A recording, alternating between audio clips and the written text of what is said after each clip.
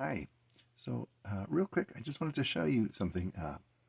This essentially is what censorship looks like. See those six yellow stripes, those yellow bands. It's really three tracks on this album. One side's written in Greek, one side's written with English letters. Um, Little backstory first. In August of 1967, having been granted a year-long sabbatical, my father was a math teacher. He and my mom decided to take my brother and me to go overseas and live in Greece for a year. We reconnect with some family. They were the children of immigrants. My maternal grandparents came and stayed with us later on. But in any case, about 6 months earlier, um, a military coup had occurred, and King Constantine was overthrown, and a military junta took over. And the new regime of course, had their own rules and their own way of doing things. And there was a composer named Mikis Theodorakis, today who's best remembered by non-Greeks and non-Greek Americans as the composer of Zorba's Dance for the movie Zorba the Greek, which was wildly popular. It was a big international hit. And he was outspoken against the regime. He was a communist, and his music was just banned outright. So the three songs that you see here in yellow are Theodorakis songs, and actually went on to become big hits, and maybe even hits of the day, and are now standards, but were just taken off the album. They were just erased. They were taken off the track listing, and they were over those. What caused that yellowing was, this is an album actually I bought stateside. This is the cover. You see the tape on there, and the tape would have had the songs that replaced, or the song rather, that replaced the Theodorakis song, which is actually visible underneath. They didn't bother in English. I guess nobody's read English, but on the bottom it's in English, and it predicts correctly that particular song, I think it's called Varca Soyalo? No. I guess, yeah. It did become a standard. It was new then. In any case, it was removed from this album and replaced with something else. Interestingly enough, fast forward to 1986, I'm on my first job in Williamsburg, Virginia, and I go into a thrift shop. And during the day, because I worked at night, and this was at Busch Gardens in Williamsburg. A lot of you probably have worked there. And I found an EP with those missing songs on that label.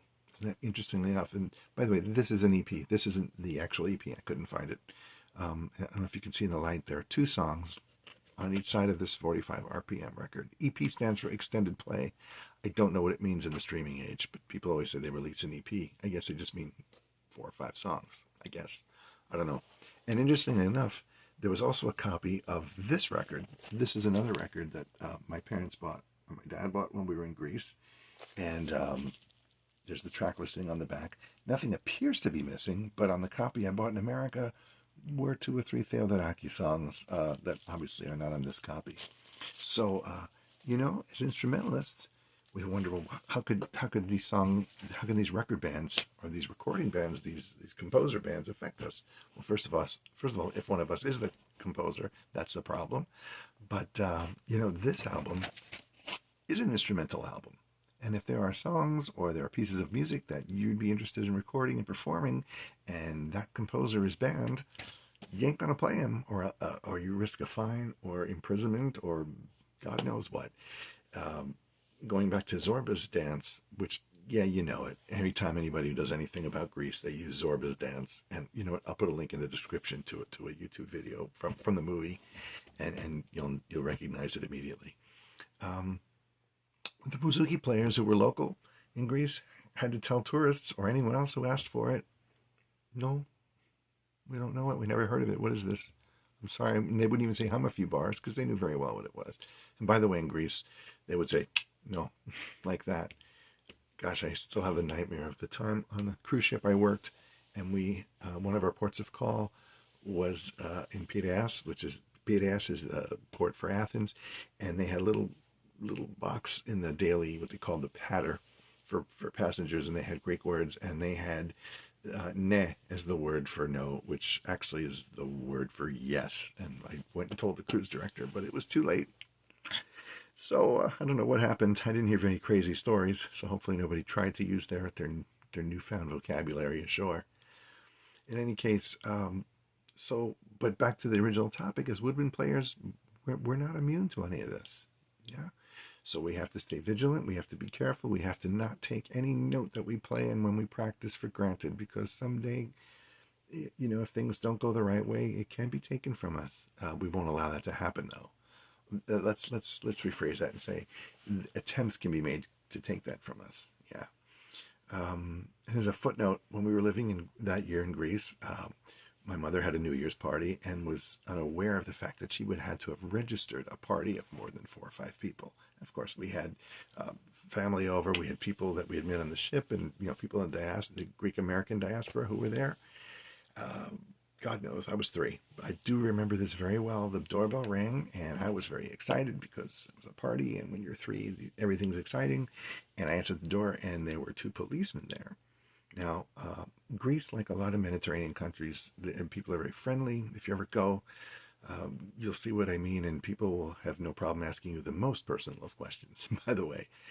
So don't be put off by that, but especially if you have young children with you. So I, being 3, thought we just knew everybody, and the fact that police came to our door was a big thrill. My parents must have gone way up in my cool scale for that one.